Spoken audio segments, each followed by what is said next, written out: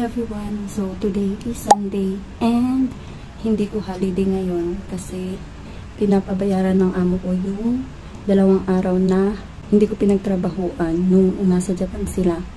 So kung naalala nyo yung isang video na nag-China sila and hindi ako lumabas kasi nga akala ko is bilang yun.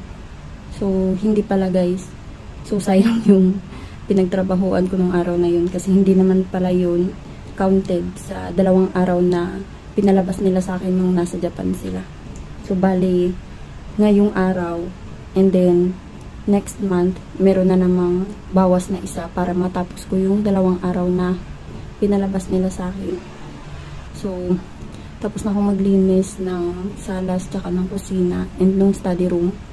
Tapos na rin ako maglinis ng banyo. And nakapagligo na ako. So, ayan. Tapos na akong magbihis. Tapos na din akong maglagay ng sunblock. So, hinihintay ko na lang na magising sila kasi magluluto ako ng breakfast nila or lunch dito. Tapos, mamamalingkit pa ako mamaya kasi may nakalimutan akong bilhin kahapon. Wala kasi sila dito kahapon. Umalis sila. So, after ko mamaya mamalingkit is maglilinis ako ng room nila and ng room ni Alaga tsaka ng banyo nila. So, pagoda ang person guys. So, itatali ko lang yung buhok ko guys kasi maraming nalalaglag ng buhok ko kasi hindi na ako nakapag-pariband ng buhok. So, 1 taon na siya and maraming nalalaglag kapag walang gamot yung buhok ko. And hindi din ako makapag-pariband dito kasi sobrang mahal niya. Ayan, hindi ko siya sinuklay. Mamayang gabi na. Kasi marami na ng mga buhok mamaya na malalaglag. Ayan. Labas na tayo. So guys, tapos naman akong mag-market. And konti lang yung binili ko. So pabalik na ako sa bahay kasi hindi pa nakapag-breakfast yung amo kong lalaki. Sobrang init. So, hindi ko pa nga pala sure kung doon sila magdi-dinner mamaya. Kaya, maghanda na lang ako mamaya. Tara na.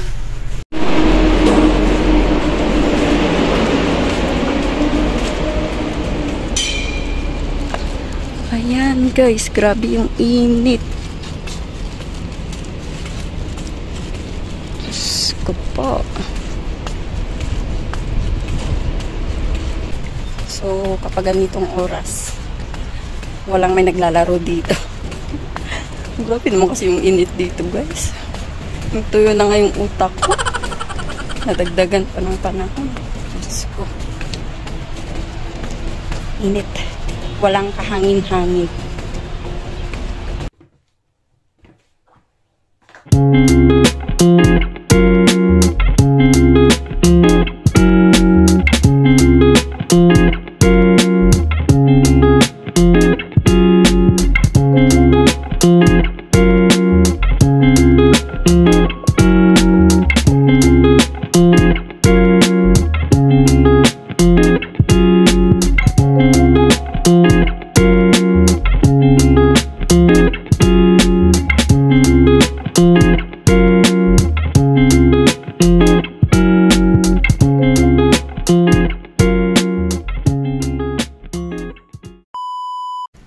So guys, alas 4 na and kakatapos ko lang maglinis ng room ni Alaga tsaka maghugas ng mga pinagkainan namin ngayong tanghali.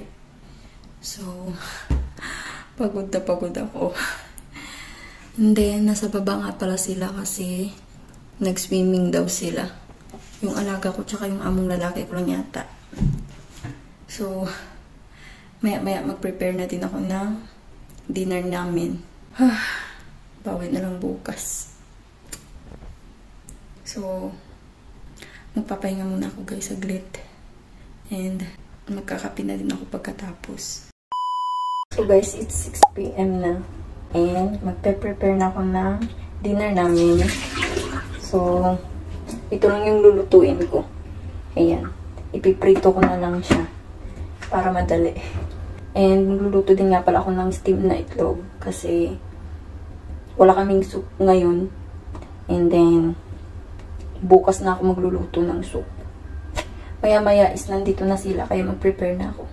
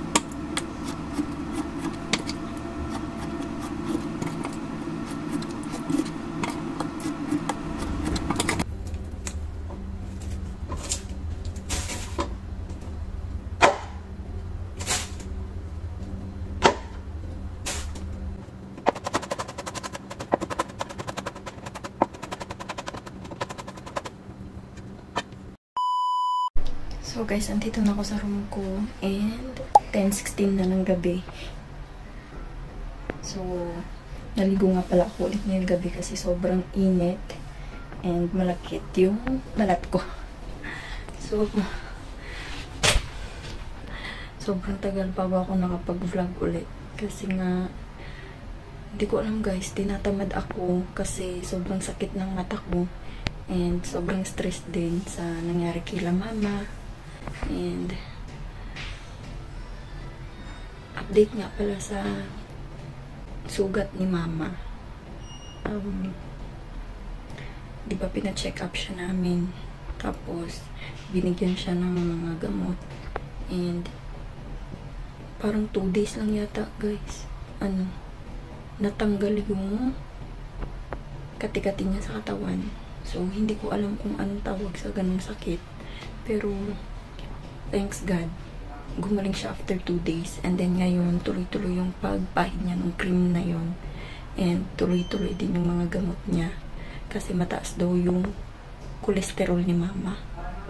So, sa kapatid ko naman is pupunta na siyang Boracay kasi nagpasa siya ng resume niya and may interview na siya dun. So, hopefully makapasok agad sa trabaho kasi yung hinahabol namin is yung experience, kasi nga gusto niya sanang mag-apply sa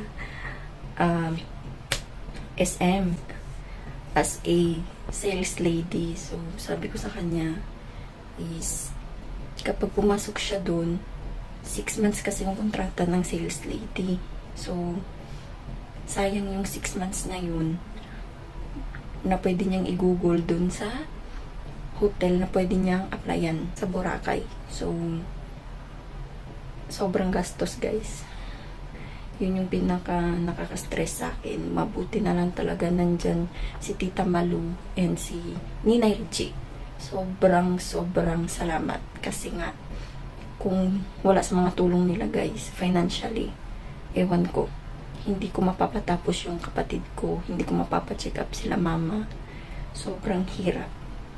Pero lahat kakayanin.